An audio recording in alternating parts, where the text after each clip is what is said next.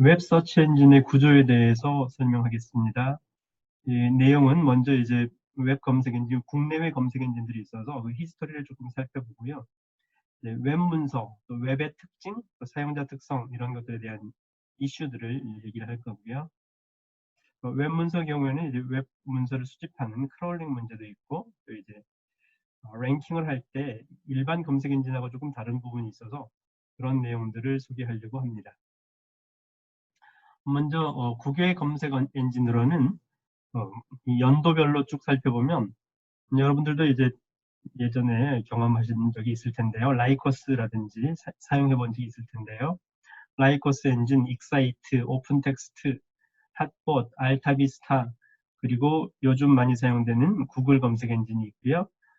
야후에서 사용했던 잉크툼이라고 하는 엔진도 있고요. 노던라이트, 아스크지우스, answers.com 이런 검색 엔진들이 주로 이제 미국에서 개발이 되었었죠.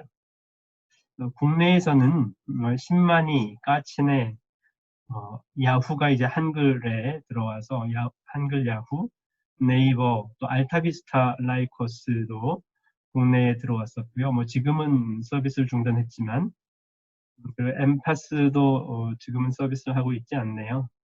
네, 한미르, 요즘은 줌이 많이 사용되고 있는데 줌이라는 엔진도 있죠.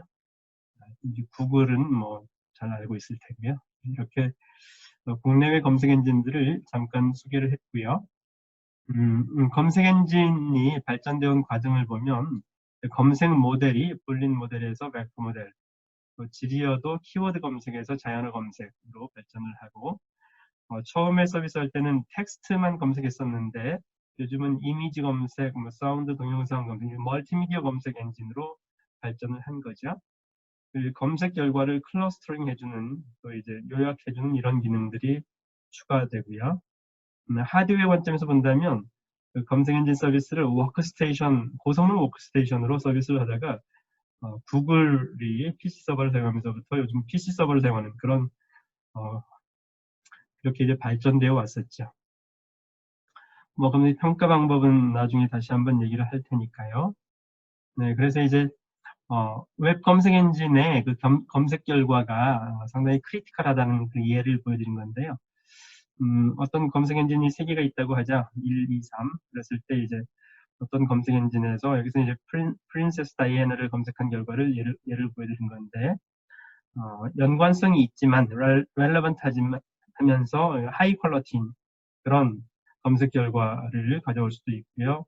연관성이 있지만 low 퀄러티, 품질이 좀 덜 좋은, 즉 랭킹이 좀 사용자 관점에서 좀 부족한 그런 결과라고 볼 수 있겠죠. 연관성이 별로 없는 이런 검색 결과를 생성하는 그렇게 이제 검색 엔진들이 퀄러티가 차이가 날 수 있다는 그런 얘기죠. 웹 검색 엔진은 일단 웹 문서 개수가 몇 개쯤 될까요? 99년 12월에는 약 10억 개, 전 세계적으로 10억 개 정도였다고 하는데 현재는 엄청나게 많을 거예요. 그래서 이렇게 매우 많은 아마 지금은 수천억 개도 넘을 텐데 수천억 개 이상의 웹 문서들을 어떻게 수집해 올 건가, 이 웹 스파이더 또는 크롤러라고 하죠. 그런 문제가 이제 중요한 문제 중에 하나고요. 그다음에 그 웹 문서를 다 수집을 했다면 검색했을 때 너무나 많은 문서들이 검색되기 때문에 그리고 이제 사용자는 한 화면 또는 두 번째, 세 번째 화면 이렇게 상위 2, 30개 정도만 보기 때문에, 그래서 이제 상위 2, 30개 랭킹 안에 적합한 문서가 얼마나 잘 상위에 랭크되느냐 하는 그 랭킹 알고리즘이 매우 중요한 거죠. 이런 차이점이 이제 일반 검색 엔진하고 큰 차이라고 볼 수 있죠. 즉 모든 웹 문서를 가져와야 되는 크롤링 문제, 상위에 사용자가 원하는 문서를 랭크시켜줘야 되는 그런 랭킹 문제. 여기에 추가로 웹 문서의 갱신 주기도 매우 중요한데요. 만약 뉴스를 검색한다면 오늘 뉴스가 매우 중요하잖아요. 한 달 전, 두 달 전, 1년 전 뉴스는 별로 그렇게 중요하지 않기 때문에 뉴스처럼 매일 갱신되어야 하는 이런 것들도 있고, 어쨌든 또 이제 일반 웹페이지들도 수정되거나 추가 삭제되는 경우들이 많기 때문에 이 웹 문서의 갱신 주기도 매우 중요한 문제가 되겠습니다. 자, 그러면 이제 웹 문서의 특성을 한번 살펴보면 안정성 문제가 있는데요. 뭐 요즘은 조금 다를 수 있겠지만 예전에는 매일 23%의 문서가 바뀐다는 거죠. 주로 따지면 전체 한 38% 정도의 문서들이 수정되거나 또는 삭제되거나 추가되거나 이렇게 변화가 심하다는 거죠. 또 이제 다양한 자료들이 웹에서 제공되고 있고요. 텍스트, 이미지, 사운드, 스크립트 등등. 또 다양한 언어의 문서들이 제공되고 있는 거죠. 전 세계 104개국어 언어가 있으니까요. 또 중복 문서 문제도 매우 심각한 문제인데요. 신택틱한 문서 구조로 중복을 체크한다면 약 30% 정도의 문서가 중복된 문서라고 하죠. 또 이제 웹 문서의 특징 중에 하나는 서로 하이퍼텍스트로 링크된다는 건데요. 계산해보면 웹페이지당 평균 8개 정도의 링크가 걸린다는 그런 통계가 있습니다. 지리어하고 사용자 특성 관점을 살펴보면 그러면 이제 여러분들이 웹 검색 엔진에서 검색을 하잖아요. 그때 이제 평균 그 지리어의 단어 수가 몇 개냐라는 거죠. 대략 2.35개의 단어로 지리어가 구성된다. 평균적으로 그런 얘기고요. 종종 지리어가 명확하지 않고 부정확한 지리를 하는 경우들도 많고요. 물론 연산자가 없는 지리어가 그 중에 약 80%. 연산자는 and, or, not, near 뭐 이런 연산자들을 사용할 수 있는데 80% 정도는 연산자 없이 그냥 키워드만 나열하는 이런 형태로 검색된다고 하고요. 사용자의 특성을 살펴보면 사용자의 85% 정도가 첫 번째 화면만 보고 만다라는 그런 특징이 있고요. 그러면 사용자들이 지리어를 수정해서 검색하느냐 관점에서 봤을 때 78% 정도의 지리어는 수정하지 않고 그냥 검색하고 끝이라는 거죠. 또 이제 사용자들이 일단 하나의 문서를 검색하면 그 링크를 따라간다라는 그런 특성이 있고요. 네, 그러면 이제 다음은 웹 검색 엔진의 구성 요소를 살펴보겠는데요. 자, 웹 문서를 수집해야 되고요. 인덱싱 해야 되겠죠. 인덱싱, 포워드 인덱싱, 백워드 인덱싱을 해서 색인어 데이터베이스로 DB로 저장을 해야 되고요. 그다음에 서치할 때는 지리어를 분석하고 랭킹해서 검색하는 이런 모듈로 구성이 되겠습니다. 웹 검색 엔진에서 이슈가 되는 것들 중에 자, 먼저 웹 문서를 수집하는 관점에서 봤을 때 그 웹 문서들이 우선순위가 존재한다라는 거죠. 조금 전에 얘기했던 뉴스처럼 매일更新되는 페이지들은 우선순위를 높여줘야 되지 않느냐라는 문제고요. 또 이제 웹 문서가 너무 많기 때문에 수백억 개, 수천억 개의 문서를 크롤러가 수집을 해야 되는데 그러려면 크롤링 서버가 하나 가지고 안 되거든요.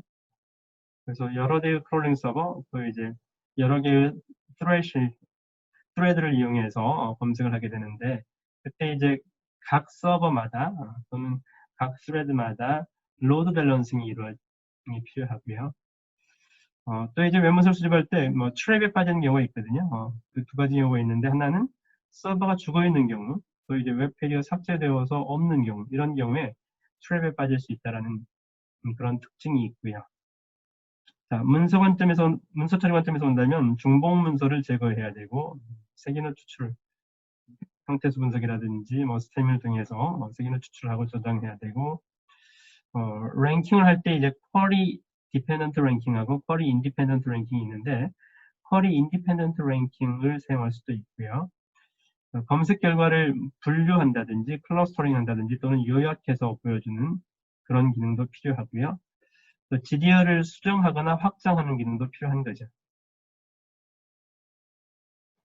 랭킹 할 때는 방금 전에 이제 쿼리 인디펜던트 랭킹하고 쿼리 디펜던트 랭킹 기법을 사용할 수 있다고 했는데 쿼리 인디펜던트 랭킹의 대표적인 게 이제 구글의 페이지 랭크 기법이고요.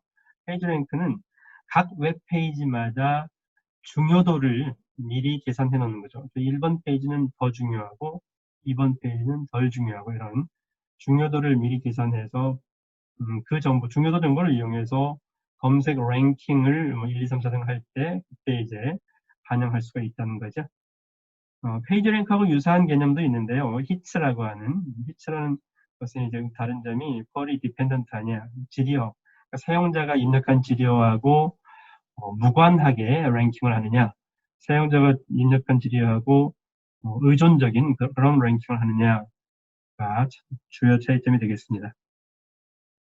문서 분석할 때도 이제 add factor, publication이라는 얘기는 누가 이 문서를 퍼블리셨느냐, 예를 들어서 뭐 중요한 기관, 뭐 삼성전자라든지 현대자동차라든지 이렇게 중요한 기관에서 웹페이지를 만든 경우에는 중요도가 높아질 수 있고요. 이제 로케이션도 중요할 수도 있어요. 네. 어떤 경우에는 또 이제 웹문서를 제작하면서 그 제작한 사람이 애노테이션을 할 수도 있거든요. 이 문서는 뭐 노트북과 관련된 문서다. 저 문서는 뭐 스마트폰과 관련된 문서다. 이런 애노테이션도 있을 수 있기 때문에 이런 정보들도 이제 문서를 분석할 때 활용할 수가 있겠죠.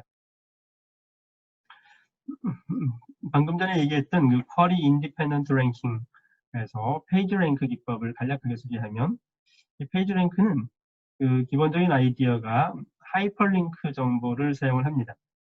문서와 문서들이 서로 이제 하이퍼링크를 통해서 링크가 되어 있으니까요. 그래서 이제 기본적으로 링크가 많이 걸린 페이지를 중요한 페이지라고 간주를 하는 거죠. 그런 그 아이디어를 이용해서 모든 페이지마다 뭐 웹페이지가 100억 개가 됐든 1000억 개가 됐든 모든 페이지, 그 A라는 페이지라고 하자. A라는 페이지의 각 페이지들에 대해서 페이지 랭크 값을 계산하는 거죠.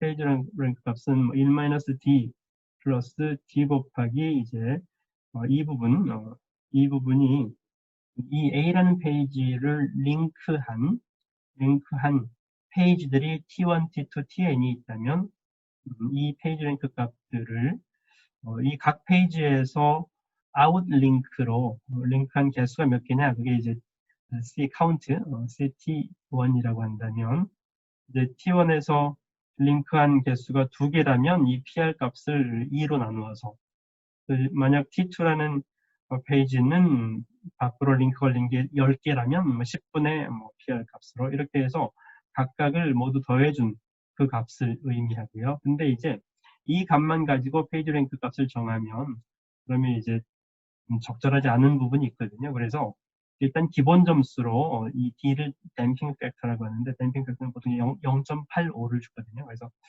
85% 정도는 그냥 기본 점수로 하고 약 15% 정도를 페이지 링크, A라는 페이지를 가리키는 페이지들의 페이지 랭크 값을 가지고 계산한 것을 15% 정도 반영해서 그래서 이제 얘기를 잘못했네요.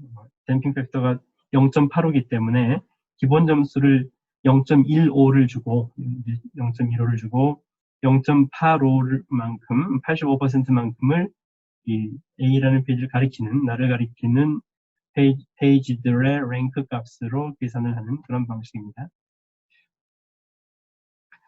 그래서 이제 페이지 랭크를 구할 때는 어떤 U라는 페이지에서 V라는 페이지로 링크를 하는 그런 형태의 그래프 형태로 일단 구성을 해야 되고요. 구성을 해야지 이제 in 링크, out 링크를 계산할 수 있기 때문에 그래서 이제 in degree는 나를 가리키는 링크의 개수를 in degree라고 하거든요. out degree는 이 페이지에서 밖으로 나가는 링크 개수가 몇 개냐 이걸 out degree라고 하고요. 그래서 in degree하고 out degree를 이용해서 페이지 랭크 값을 계산하는 것이죠. 그리고 이제 물론 이제 페이지 랭크 값은 또 기본적인 개념 중에 하나가 사용자가 그 페이지에 머무르는 그 페이지를 보고 있는 시간 내에 이런 정보들도 반영을 한다는 거죠. 그다음에 히트라고 하는 것은 페이지 랭크와 다르게 쿼리 디펜던트 랭킹인데요. 이 히트의 개념은 각 페이지들을 authority 페이지하고 허브 페이지로 구분하거든요. 그러니까 허브 페이지는 뭐냐면 내용은 별로 없는데 예를 들어서 어떤 페이지가 하나 있는데 이 페이지는 신문사 사이트들만 쭉 링크만 걸어놓는 이런 페이지가 있을 수 있거든요. 조선일보, 중앙일보, 동아일보, 한겨레신문, 경향신문 이렇게 링크만 걸어놓는. 근데 이제 내가 어떤 뉴스 기사를 찾을 때는 이 허브 페이지에 방문하면 이제 클릭을 통해서 나갈 수가 있는 거죠. 그래서 여기 이 초록색, 그린 색깔로 표시한 이런 형태의 페이지가 허브 페이지가 되고요. 그다음에 authority 페이지는 이렇게 링크를 많이 받는 다른 웹 페이지들로부터 이렇게 인링크가 매우 많은 그러면 이제 이 페이지가 다른 사람들이 웹 페이지를 작성하면서 요 빨간색 페이지를 보면은 내용 설명이 잘 되어 있어. 그래서 authority 페이지는 웹 페이지의 내용이 충실한 그런 페이지를 authority 페이지라고 합니다. 그래서 히트는 이렇게 기본적으로 페이지들을 허브 페이지하고 authority 페이지로 구분을 해서 그래서 이제 더 좋은 authority는 good hub로부터 들어오는 그런 authority 페이지, 그런 페이지들이 좋은 authority 페이지가 되는 거고요. 또 허브 페이지가 좋은 허브 페이지가 되려면 good authority 페이지들을 많이 가리키는 내용이 충실한 페이지를 많이 가리키는 이런 페이지가 허브 페이지가 좋은 허브 페이지가 되는 거죠. 그런 개념을 이용해서 이제 히트라는 알고리즘으로 이제 웹문서를 랭킹할 때 사용하는 방법이죠. 근데 이제 뭐 히트의 기본적인 알고리즘을 수정해서 더 이제 정확도를 향상시키는 그런 게 있고요. 만약 예를 들어 제교하고 카를 검색하는 지디어에서 지금 히트는 지디어 의존적인 거거든요. 그러니까 지디어에서 제교하고 카 두 개의 키워드가 입력이 된다면 이건 이제 이 제교어가 동물 제교어가 아니라 자동차 제교어라는 것을 알 수가 있거든요. 뭐 이런 정보를 반영해서 더 랭킹 정확도를 높이는 수정된 히트도 발표가 됐었고요. 커넥티비티 서버라고 하는 것은 이제 각 링크, 그러니까 각 페이지들이 인 링크, 아웃 링크들을 서로 가리키도록 하는 그 계산하는 게 필요하잖아요. 그래서 이제 인 엣지가 몇 개인지, 인 링크가 몇 개인지, 아웃 링크가 몇 개인지를 계산하는 뭐 그런 오퍼레이션을 얘기를 한 거고요. 근데 이제 이 히트 알고리즘 구현할 때는 메모리를 매우 많이 사용한다고 하네요. 노드 수도 많고 엣지 수도 매우 많아서 그래서 이제 프로세싱 타임이 매우 많이 걸린다는 그런 얘기죠. 다음에 이제 웹 검색 엔진을 실제 구현할 때 이 저장 공간, 스토리지 문제가 있는데요. 수백억 개, 뭐 수천억 개의 웹 페이지가 있는데 그 웹 페이지들은 뭐 따따따 국민.ac.kr 밑에 뭐 abc라는 폴더 밑에 뭐 저도 서브 폴더 밑에 이렇게 즉 그 URL .html 웹 페이지의 파일 이름이 매우 길거든요. 그래서 이 뭐 수백억 개의 파일 이름 또는 수천억 개의 파일 이름만 저장을 하려고 해도 매우 큰 메모리가 필요한 거죠. 그래서 이제 예를 들어서 이렇게 이 오리지널 텍스트는 웹페이지들 이름이죠. 만약 이런 그 웹 URL이 있고 그 URL 푸바.com 밑에 뭐 gandalf.html도 있고 또 이제 어떤 다른 URL은 fugrab.com 이렇게 이런 형태의 그 웹페이지 이름 명칭이 있을 경우에 이걸 그대로 저장하게 되면 이 각 문자들을 한 바이트씩으로 저장해야 되잖아요. 그러면 너무 많은 저장 공간이 필요하기 때문에 뭐 수백억 개, 수천억 개 파일이 있으므로 따라서 이제 이걸 압축 효과를 이용해서 무슨 얘기냐면 우리 따따따푸바.com 뭐 따따따 국민.ac.kr 밑에 뭐 파일 개수가 수천 개, 뭐 수만 개 있는 경우들도 많거든요. 그러면 그 앞에 공통 프리픽스 부분을 공유하는 방식으로 파일에 저장하면 그 URL 이름 뭐 수백억 개를 저장할 때 훨씬 압축해서 저장할 수 있다라는 거죠. 그럴 때 이제 데이터 인코딩 방법을 사용하는데, 예를 들어서 이제 따따따푸바닷컴은 여기 두 개의 이 파일명이 앞부분 공유하잖아요. 그래서 두 번째 이 gandalf.html을 저장할 때는 이 바로 앞에 있던 요 부분, 요 부분 지금 15바이트인데요. 앞에 15바이트를 그대로 공유를 하고 그 뒤에 gandalf.html이다. 이렇게 저장하는 방식인 거죠. 그러면 이제 이 따따따푸그랩닷컴은 여기서 따따따하고 .푸까지만 공통 프리픽스가 되잖아요. 그러면 이놈은 7개, 즉 이 따따따부터 푸까지가 7바이트잖아요. 7바이트를 앞에 공통 프리픽스를 그대로 사용을 하고 다른 부분 그랩닷컴만 저장하는 이런 형태를 이제 델타 인코딩 방식을 이용해서 파일 이름을 저장하는 공간을 매우 줄일 수 있다. 뭐 이런 얘기죠. 어쨌든 이렇게 웹 문서는 개수가 너무 많기 때문에 이제 여러 가지 중요한 이슈들이 많이 발생한다는 문제고요. 또 이제 그 중복 문서가 아까 한 30% 된다고 그랬었나요? 그래서 중복 문서를 어떻게 제거할 것인가도 큰 이슈가 되고요. 갱신 주기도 얘기를 했었죠, 뉴스처럼. 또 검색 결과가 매우 많은 경우에 국민대학교를 검색 엔진에서 검색을 하면 뭐 수십만 건, 수백만 건 이렇게 나오잖아요.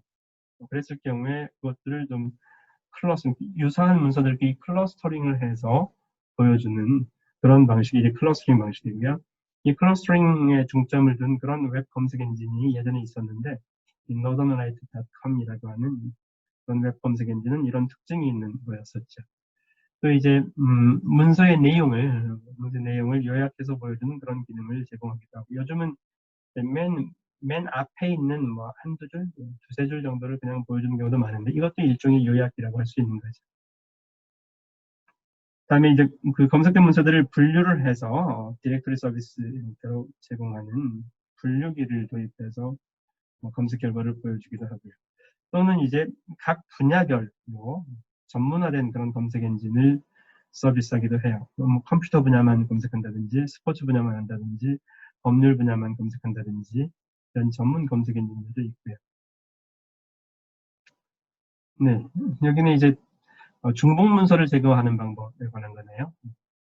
중복 문서가 그 두 개의 HTML 문서가 완전히 100% 일치하는 경우도 있지만 그렇지 않은 경우가 많거든요. 사람들이 자기 웹페이지를 구축하거나 또는 블로그에 어떤 글을 올리면서 다른 사람이 작성한 .html 파일을 컷 앤 페이스트 하는데 거기에다가 맨 앞에 이 페이지는 따따따 어디에서 가져왔으면 이렇게 한마디 추가하기도 하잖아요. 그래서 그런 이제 중복 문서를 near duplicate document라고 하는 거고요. 그럴 경우에 이제 그 두 개 문서의 유사한 정도를 뭐 edit distance로 계산한다든지 여러 가지 방법이 있겠죠. 또는 이제 각 문서들에 대해서 숏 스케치는 그 특징이 되는 그런 부분, 그런 정보를 가져다가 이렇게 그 부분을 비교해서 이건 뭐 유사도가 매우 높을 거다라고 판정하는 그런 기법도 있고요.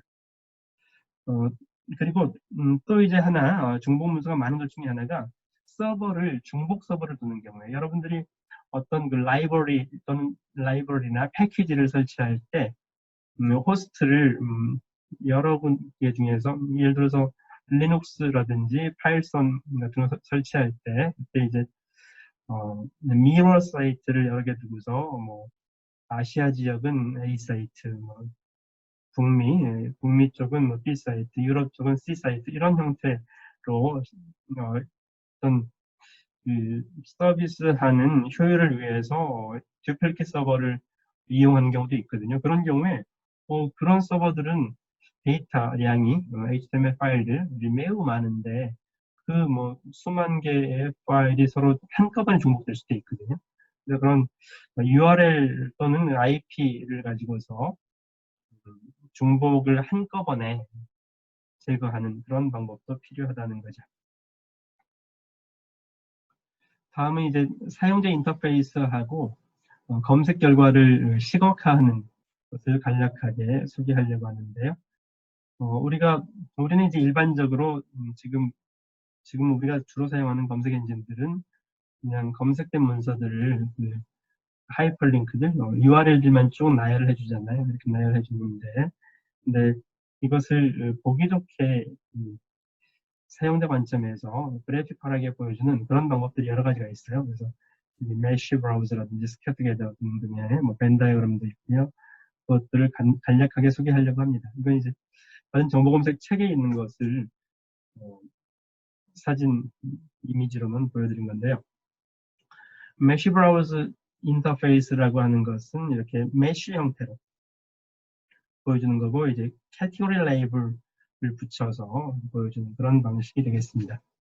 여러분들이 가끔 이제 어떤 회사에서 뭔가 이 검색 결과들을 보여줄 때 이런 것들을 자바스크립트 구현된 것들을 본 적이 있을 거예요. 스캐터 게더 방식은 클러스터링 결과인데요. 검색된 전체 문서가 너무 많을 경우에 첫 번째 클러스터는 8개 문서, 그리고 그 내용이 뭐다, 그런 내용을 여기 키워드를 쭉 나열해 줬네요. 그래서 이렇게 8개를 쭉 나열해 주고, 두 번째 클러스터는 68개, 주요 키워드들은 뭐다, 세 번째 클러스는 뭐다, 이런 식으로 보여주는 방식을 스캐터 게더 방식이라고 하고요. 3차원 형태로 클러스터링 결과를 보여줄 수도 있는데요. 여기 이제 클러스터 타이틀들이 여기 쭉 있네요. 그래서 이거 내가 이제 이 부분 보고 싶어 그러면 이걸 클릭하면 그 부분만 가져와서 볼 수 있는 이런 시각화 기법도 있고요. 자, 2차원 형태로 보여줄 수도 있겠죠. 이렇게 각 클러스터들을 2차원 2디멘전으로 보여주는 그런 방법도 있고요. 벤 다이어그램 형태로 보여줄 수도 있어요. 벤 다이어그램은 두 개의 공통되는 부분, 그렇지 않은 부분 형태를 이렇게 보여주는 그런 것도 있고요. 쿼리텀을 기반으로 해서 보여주는 그런 시각화 방법도 있죠. 내비게이션, 어서링 이렇게 각 키워드별로 서로 연관성이 있는 문서들을 링크시켜서 보여주는 방식이고요. 웹 링크 스트럭처 이런 형태의 데모 시스템도 많이 사용하던데 일반 회사들에서는 이제 검색 결과를 이렇게 연관성 있는 것들을 여러 가지 시각화 방법으로 보여주는 그 예를 보여드렸습니다. 여기까지 웹 검색 엔진에 대한 개략적인 소개를 했고요. 웹 문서 특성이라든지 사용자 특성이라든지 웹 검색 엔진에서 이슈가 되는 것들, 크롤링 문제, 랭킹 문제 등등에 대해서 얘기를 했고요. 네, 여기 이제 여러 가지 내용들은 모니카 헨징거라는 연구자가 정리해 놓은 웹에서 구글링 해보면 나올 텐데요. 웹 인포메이션 리트리벌이라고 하는 그 자료들을 요약해서 정리한 것입니다.